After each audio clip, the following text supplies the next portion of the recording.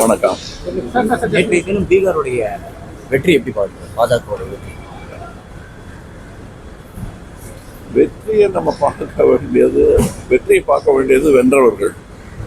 நாம் அது நேர்மையாக வந்ததான்னு பார்க்க வேண்டியது தான் நம்ம வேலை. மாபெரும் வெற்றியா இருக்கிறது. அது மாபெரும் வெற்றியாளர்களின் சந்தோஷம். நமக்கு அதில் சந்தோஷம் இருக்காங்கிறத தான் நாம் ஆராய வேண்டும்.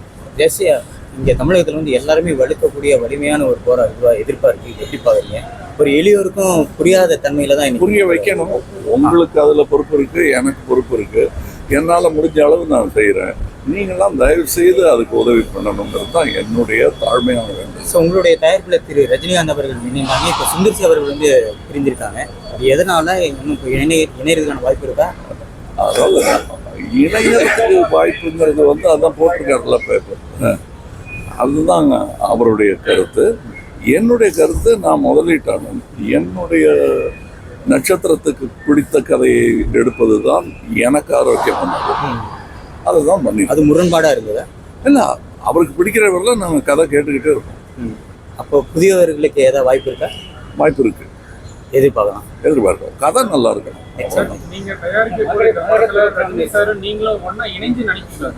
அதுதான் நாங்கள் இன்னொரு கதை தேடிக்கிட்டு இருக்கோம்.